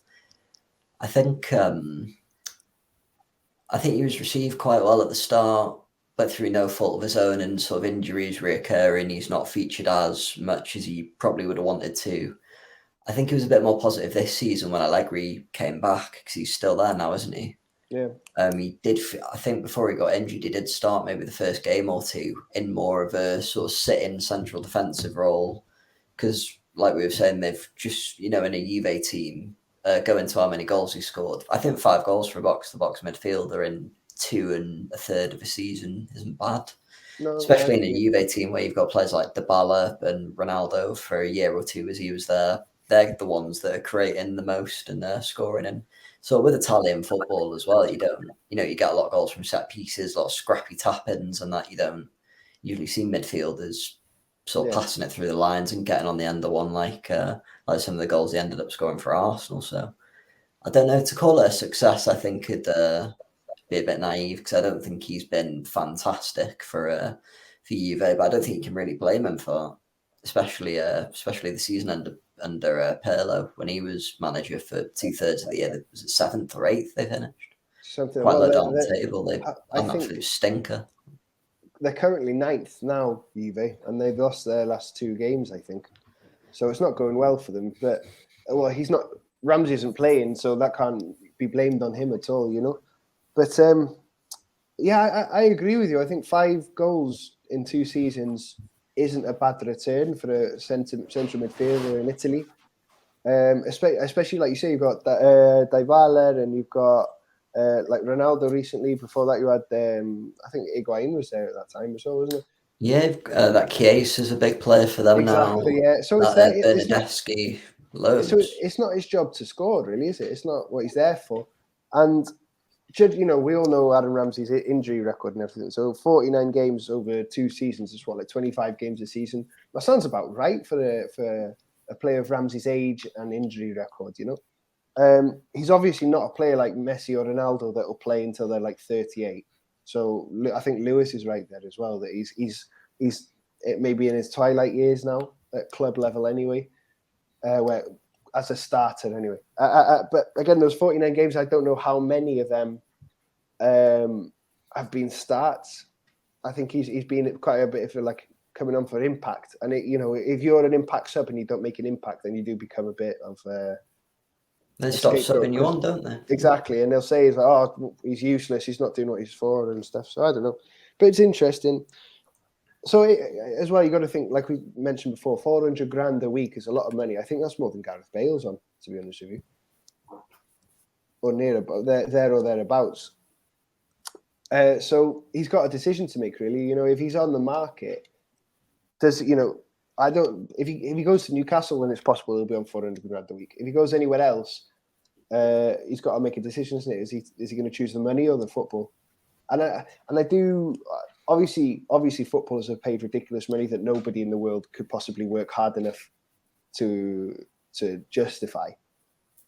But I take issue as well when people say, well, they should just take a pay cut and go somewhere else to play football. It's like, well, why? He's worth that according to the market and everything. So I don't know. But I don't think it'll happen. I don't think he'll go to Newcastle. But I do think it would be a great move if it were to happen. Yeah, thinking about it more now, I would really like to see him at a team like Newcastle or back in if he had to come back to the Premier League in some capacity. Yeah, be the star Team man, like innit? Because yeah, that's the thing. They could really build the midfield around him, even if he only sort of plays maybe 25 Premier League games a season. You definitely bulk up their midfield. They've got all the Saudi Arabian oil money you could want to shake a stick at, or maybe a diamond encrusted stick, considering how much money they've got at their disposal now. So yeah, would like to see it. If he had to come back to the Premier League, I'd like to see him get a hefty payday and sort of be one of the biggest stars at the team he plays at, instead of maybe rejoining Arsenal. And I don't know, even if he by some miracle, if Stan Kroenke opened his checkbook and paid him 200 grand a week, I wouldn't mind seeing him play 20 games a season for Arsenal, even if a lot of them he was coming off the bench and playing 30, 40 minutes, something like that. Could do a job. No doubt in my mind about that. But yeah, I can't really think of any other for a payday. Maybe not ideal, but potentially there's the clubs in China. I know Qatar and Saudi Arabia, the teams in their league have started paying sort of players towards the end of their career a lot more to come over. There's the MLS as well, but I think maybe some of the standards of those leagues might be a bit below where he's looking to play at this point in his career, because he's probably got a few years left, but definitely in the twilight of his club career and international career, unfortunately. But that's the thing with the players we remember seeing as youngsters, as young players. We're older now; they're getting to the point of basically being retired footballers. So yeah, life, unfortunately. That is life, right? Well, shall we talk about someone in the younger generation then? Since you were quite impressed with his, who did you play in was it Preston in the Carling Cup? That was it. The Preston Carling Cup, as my dad calls that's it. about 10 Carling years Cup, too old. hey. Aye. So yeah, Neco Williams, he had a cracking game against De Preston. He played really well, set 2 goals up, and he was he started the game playing at right back, but it was eventually moved up into like a right winger role or inverted winger role, and that's when he set the 2 goals up. So really, good to see him actually get some games, because he was out injured at the beginning of the year, wasn't he, for quite a while, and he sort of went missing. He wasn't in the matchday squads for Liverpool and stuff like that. And his first appearance I think I saw of him this year was against the Czech Republic, where he played left back. So just in that sentence there, I've already said right back, right winger, and left back. So my question is for you boys: what's his best position? I mean, right back it seems to be where he's favoured. Where he favours himself. Sorry. Where he sort of, I think he's seen as a right back, But I thought against Czech Republic, he played extremely well on the left, partnered up well with Dan James, and caused a lot of trouble in the first half. It's got to be said as well that he's really good for carrying the ball out of defence.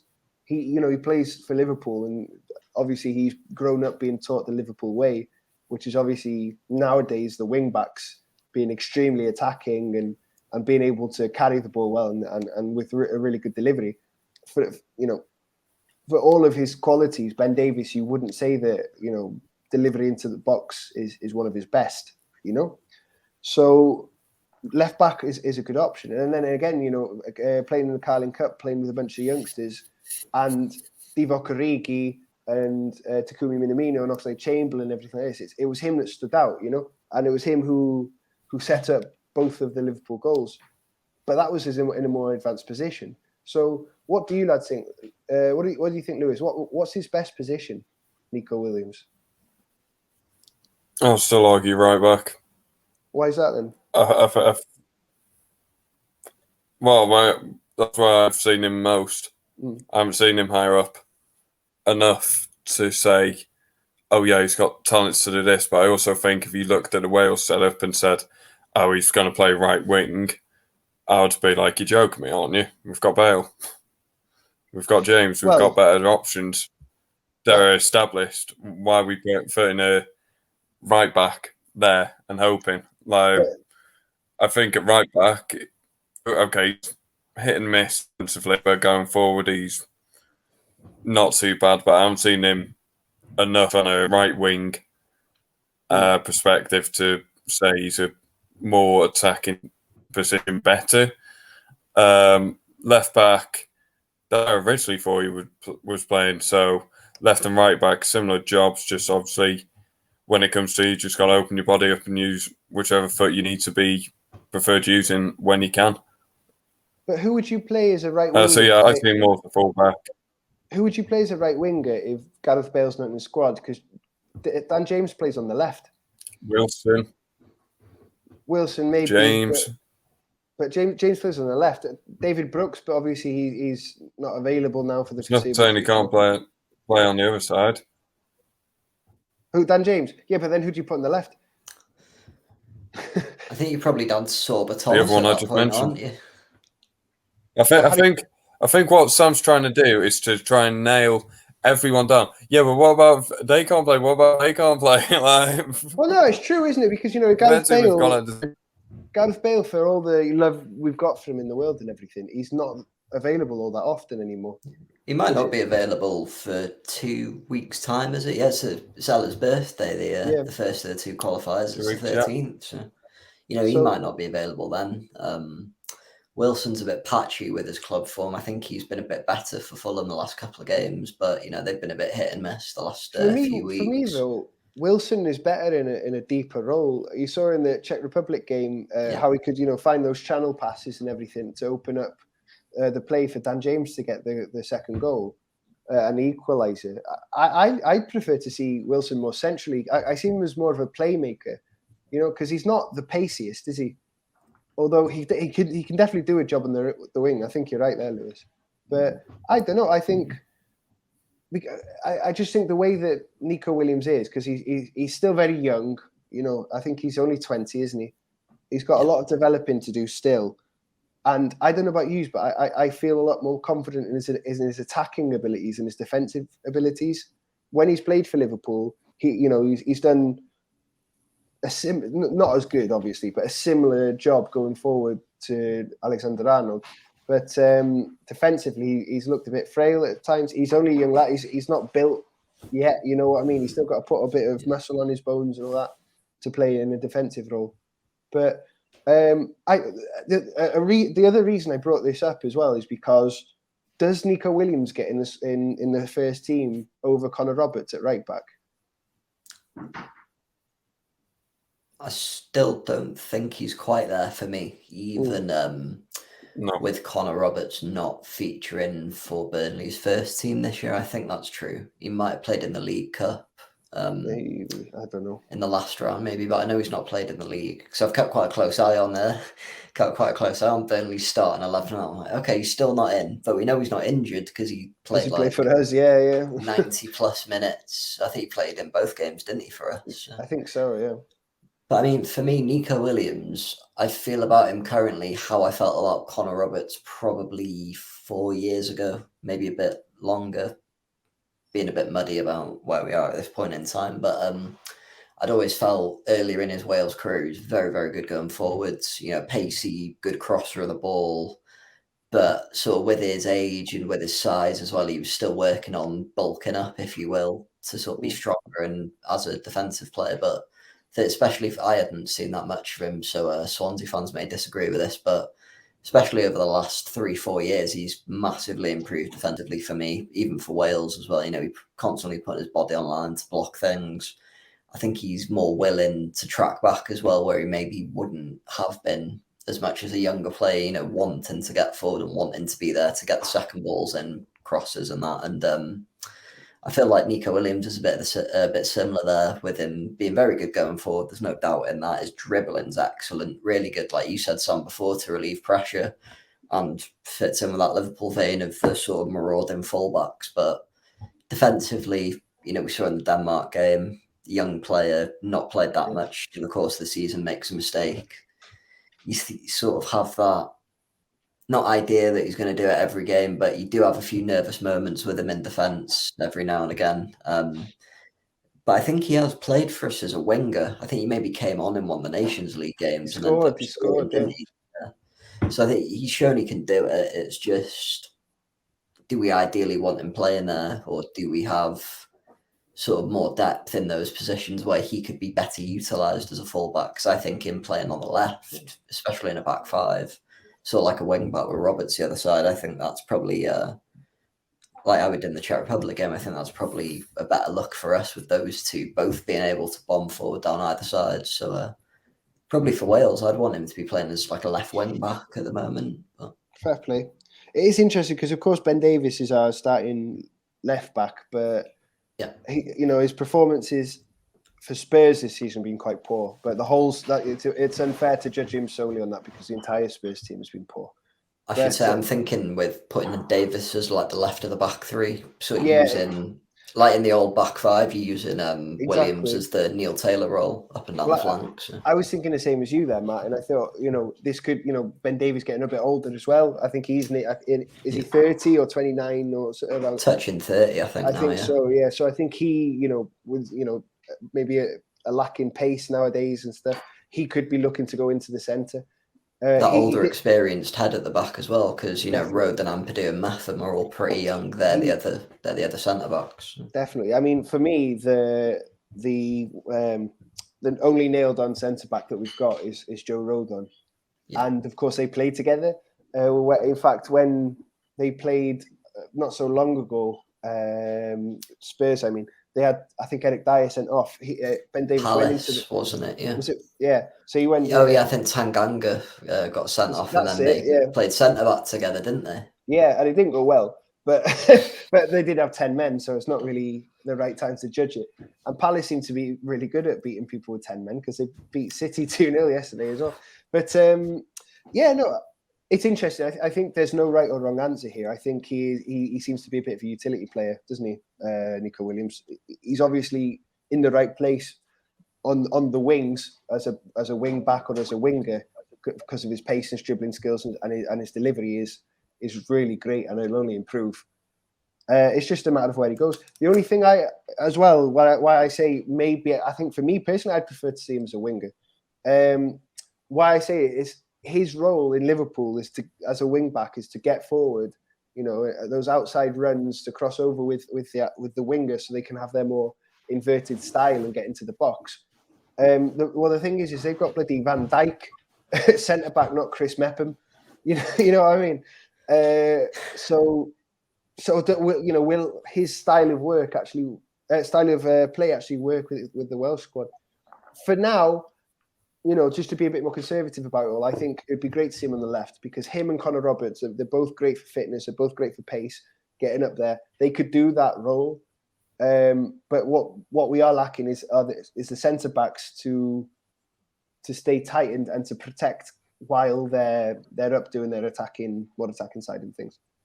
To give them the confidence to be able to burst up like that as well. Because like you were saying, if you've got Van Dijk and Matip or Van Dijk and Gomez or that Canate looks like a tidy player as well. Yeah. Even if you just got Virgil van Dijk on his own at centre-back, you'd probably still be quite confident in sort of bombing down your flank and maybe being a bit slow in tracking back because you've got a top player in there to cover for you. So. Right. Yeah, I don't know. I mean, there's no right or wrong answer. We're not going to come to a conclusion today because the jury's still out, isn't it? We haven't seen enough of him. He's not actually been able to keep a run of games for Wales or for Liverpool mainly because of Connor Roberts' like sort of ascendancy kind of kicked him out of his place, didn't he? But I don't know about you lads. I think we will see him a bit more for Liverpool this season, especially after his performance in the Carling Cup, as you said, against Preston, and we'll see how he's employed. But there we go. Just quickly before nice to see him get more game time. Yeah, fingers crossed. I mean, even if it were to be a loan or something, that'd be great. Obviously, as a Liverpool fan, I want to see as many Welsh lads as we can in the Liverpool squad. But I'd much prefer to see them getting week in, week out football because it benefits us in the long run, doesn't it? Mm-hmm. But just quickly before we go on to a sort of hypothetical debate around the national squad, I just wanted to give a quick mention to the Wales women who beat Estonia 4-0. The past week. They're currently unbeaten in their World Cup qualifying campaign, having played against. I don't know. Have you got the table, Martin? I do. I'll just share that to the screen now.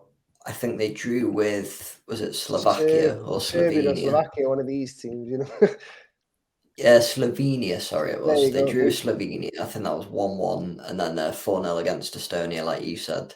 Yeah, I think and the Kazakhstan Kazakhstan. win was quite a hefty one as well, wasn't it? I seem Yeah, to remember a lot of goals. That was a month or two ago. 6-0 it was, 6-0. That was it. But yeah, So, they did better against Estonia than the men's national team did in 2 games. So can't really say fairer than that. I think the problem with that group is glaringly obvious. I know, sat at the top of the table, but look at that goals for stat from France women. Scored 29 and they've conceded 2. Christ. And I believe they put 10 past Estonia as well. I'm pretty sure I heard that on another podcast, but you'll have to check the maths on that. But they're scoring a lot of goals. Yeah, well, big time, mate. I mean, well, so are we, to be fair. 6-0, 4-0. It's looking good. The next 2 games, of course, are Greece and France. And that's a real test to see if they can go the distance. If they can get a point away at France, then that's huge. And just as well, it's worth noting that the Wales Estonia game was at home, and it was in the Cardiff City Stadium, I think, for the first time ever. And they recorded a record crowd of 5,500 people, so which is absolutely brilliant to see, and it shows as well it shows the interest that there is there, and that game was on telly as well, so a lot of people could have stayed home and watched it at home. But I think it shows that the interest is there for a Wales, to support the women's team, and as well, the results we're getting is only going to increase because I don't care what sport it is. If Wales are doing well, I'll watch it. You know what I mean? So there we go. I mean, good for them, right? And it's fantastic news. I hope they can go all the way. Yeah, definitely. It's brilliant to see because it'd be really nice for Jess Fishlock to actually get to a World Cup as well before she ends up hanging her boots. Because I think it was on Alternative Wales. They were saying there's been a couple of hundred or maybe 100 and something football matches, competitive games played by Wales women. Yeah. I think Jess Fishlock's played in 60% or 70% of the internationals in the history of the female national side. So she's got like 119 caps, I think she's got, Jess Fishlock. So, I mean, talk about a servant for a country there, super impressive. And she is one of the best players in the world. Yeah, she's doing it all over the world as well. She's done it in the States. She's done it in France. She's only got one thing left to prove, and that's on the international stage, isn't it? To get the Wales women into a major national tournament. So it's doable. I'm not sure if it's similar to the men's thing where second place, the best losers go into a separate thing, and it's like playoffs. Like obviously, it's looking like Wales men are going to be involved in. But I hope it is because, even if they don't manage to top France, which would be a massive ask, of course, then, there's not many other teams I wouldn't back the Wales women against, No. You look at the Slovenians next hot on the tail. They've already got a draw, I think, away as well there. So, you've played probably the next toughest team in the group away already, got a point. So you'd like to think bringing them back to your ground, you can turn the 1 into a 3. So it was a point with 10 women as well. It should be said. They went 1-0 down in like the 68th minute, responded immediately. I can't remember who it was that scored now, but the player that scored was then sent off like a few minutes later. Kaylee Green, that was it. Kaylee Green. She scored, 69th minute, Slovenia score. 71st minute, Wales score. 75th minute, Kaylee Green, who scored the goal, gets sent off. Now that's entertainment, A bit like the Cardiff City game yesterday. Exactly, yeah, exactly.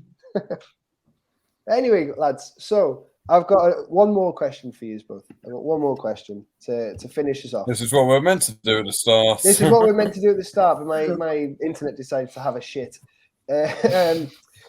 So the question is, if you could have any player, for them to change their nationalities, become Welsh, play for the Welsh national team, that are part of a country or play for a country lower than Wales in the FIFA rankings, who would you pick?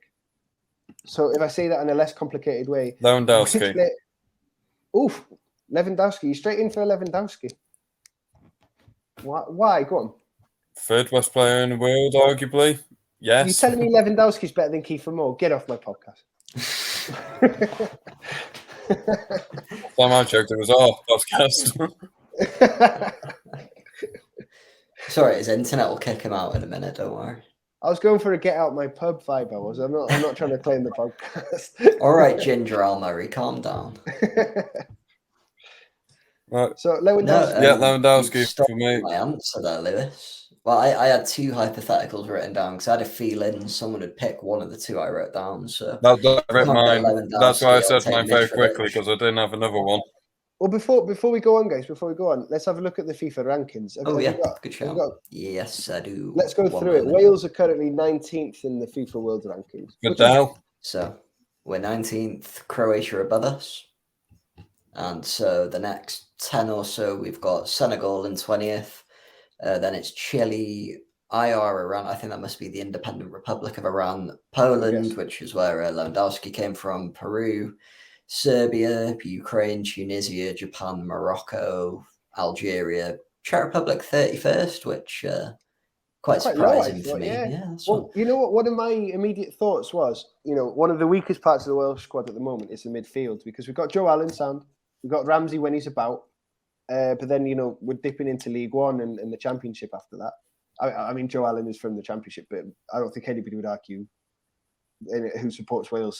Joe Allen's a Championship player. I thought maybe Thomas Souček. Yep. That'd be a really good shot. I think he'd really fit our style of play as well because he's a tough Vidal lad. as well. Say again.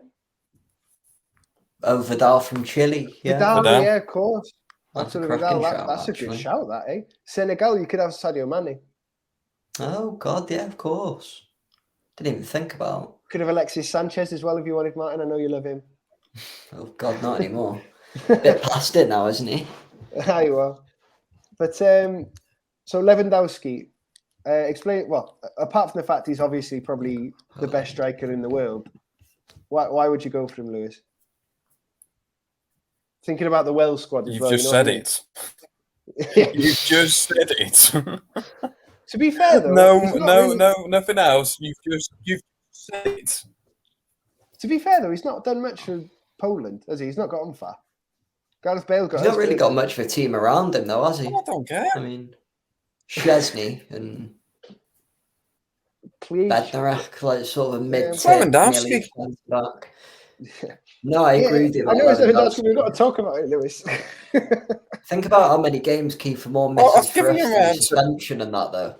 Aye. Like we've been crying out for that second striker option to have, and I know it might seem a bit greedy having 2, maybe 3 if you include Ramsey in the world class vein, but we can't really sniff a world class striker when he's wanting to come over and play for us.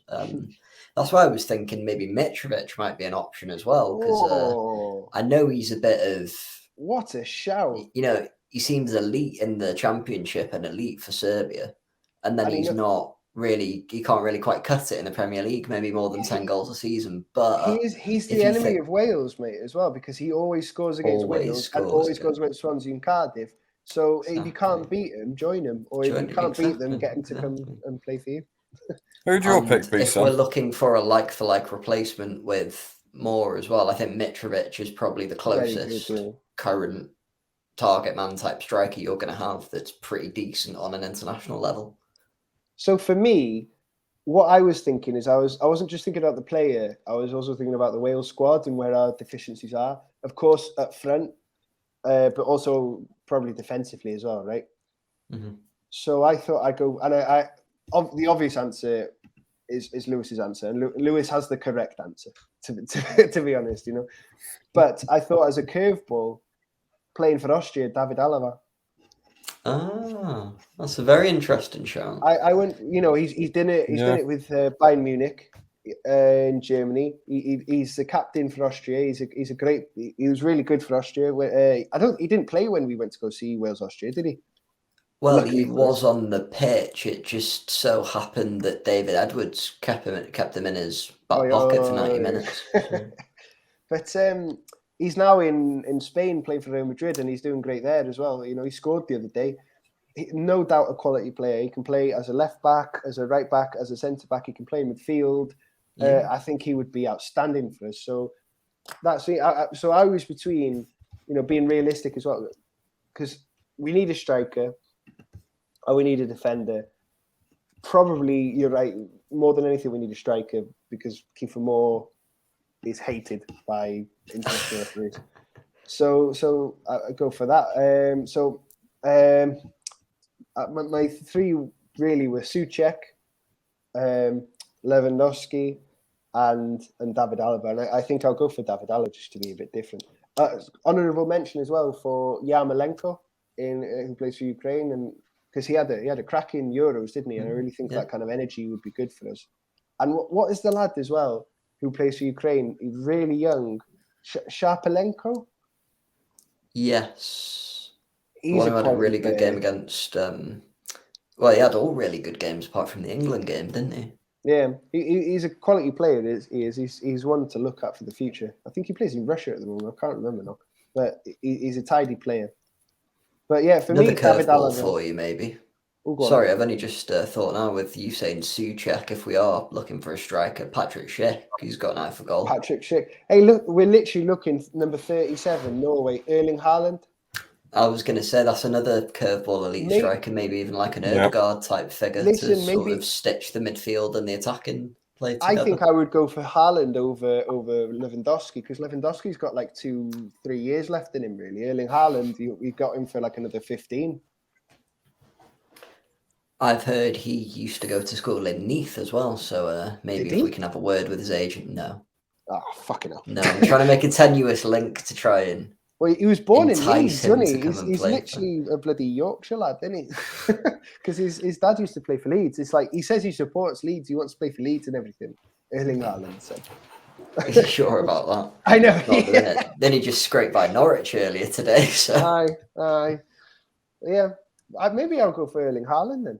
But again, it's an obvious answer. I want to be a bit hipster about it, so I'm going to stick with David Alaba. Is anybody going to change to Haaland? No, I quite like my good lad. Stick to bringing Mitrovic over from the dark side type. 1 second.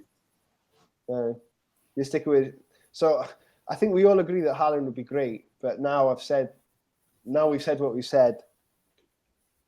Don't want to be wimps about it.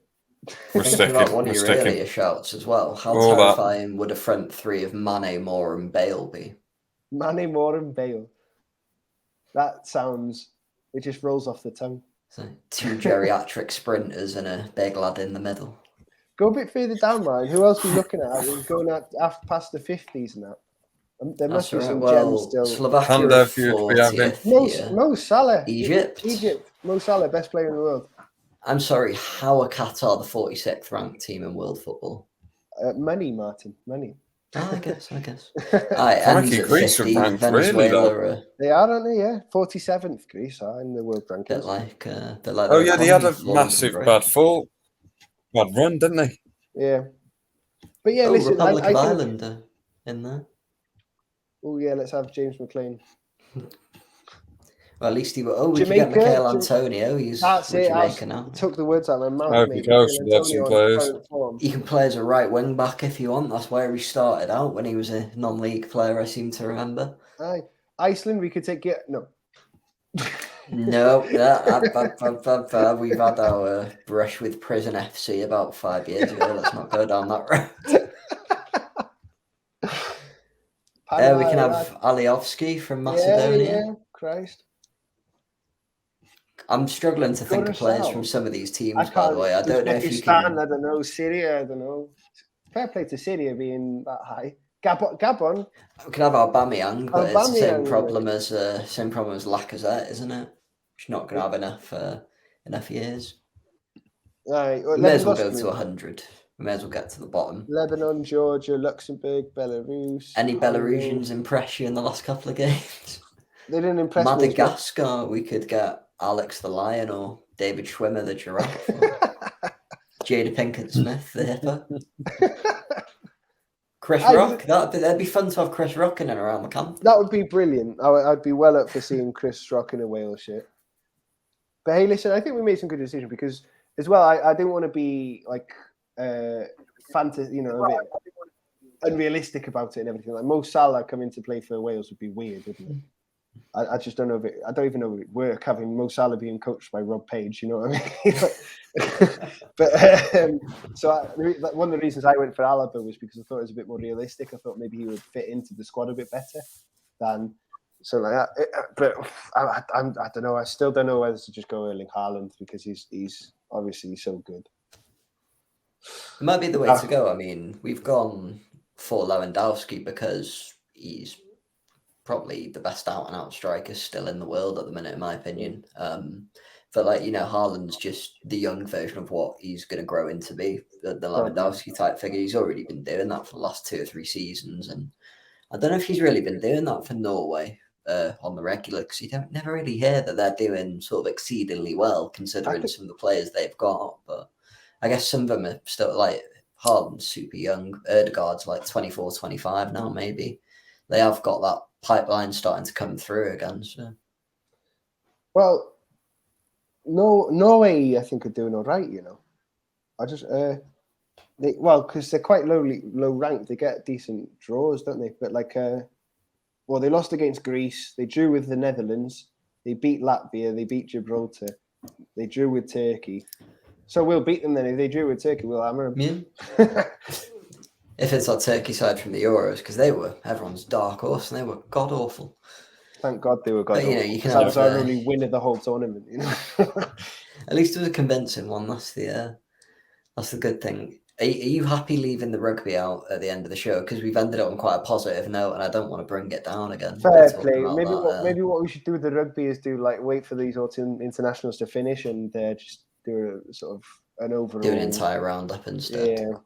Maybe that would be better, just because otherwise we're just going to cry, I think. Well, it's South Africa on Saturday, so we're going from probably still the best team in the frying pan into the fire, team defending world champions. Yeah, from a rock to a hard place. Exactly, and it's not like they were looking bad in the Lions series either. So, aye. Well, we'll leave it on that then, guys. Lock it in one more time, then. Martin, who are you choosing? Alexander Mitrovic from Serbia. Very good. Lewis, who are you choosing? Lewandowski. There's nothing that could change your mind. Nothing. and it's right. It's right. And you'd said it before we'd even finished answering the question there. I thought you were just lagging slightly, but I think you just got in there. No, Lewandowski. I thought I'll say it early so then when I lag, it'll be like, wow, he answered that quick. That way, answered it on time. No, mate, you said it before anyone else could. You did the smart thing. And me, David Alaba. So we've all gone Eastern European players, which is interesting. But there we go. Anyway, lads, it's been a pleasure. It's been a pleasure. Here's to hoping that Swansea and Cardiff carry on doing what they're doing. Well, Cardiff a bit better than what they're doing. And hopefully Wrexham improve in that. And we'll see if we're right about Phil Parkinson in the weeks to come. See if he's still in a job and everything. But how long now till the Belgium game? It was Belgium and Belarusian games. 2 weeks. 2 weeks time. 2 weeks, right? Well, 13th November, Saturday for Belarus, and then the 16th for Belgium, which is Tuesday night, I think. One word answers, lads. Excited or nervous? Shitting it. Well, I'm going to the game. I'm going to the Belarus game, so I'm excited. Good lad. Good lad. I'm just going to live it vicariously through you. And if we do get Spain in those playoffs, I'm still holding out for it. If we do get Spain, you lads are coming round and staying at mine, though. Oh, coming to stay, because then we can all cry together. Exactly. We'll just cry over some tapas. Just get some wet croquetas. Right then, lads. It's been good. I've enjoyed this, boys. We'll have to come back and do one similar time next week, I guess. Definitely, mate. Right. Anyway, play for the Dragons. Cheers as always, boys. 18 done and dusted. Thank you very much to everyone who's tuned in and listened. Lewis, Sam, thank you very much for your time this evening. Been a good little Wrexham therapy session. Got all our international football woes off our chest. we just need to get the FAW trying to scout a bit more incisively and get players to change their nationality, like Matty Cash has just done. So, where's he gone? To England? Poland. What? I believe his mother's Polish. He was at the Polish embassy last week or this week, and they said it because who does he play for? Villa. They've just played in the second game on Super Sunday, haven't they? Mateus something is his name. No, is it really? So, yeah, and he's got a little Polish icon flag, and his name pops up on the screen with the little banner. It's not got a St. George's cross. It's got the white and red, whatever they call their flag. So, well, if there's one thing I like, it's quality players not playing for England. So there you go. Anyway, he was probably the 5th choice right back anyway, to be fair. So good on him, Mateus. Good lad. Anyways, no soy tha. Well, take care, mate. Thank you. See you later, Liz. Right.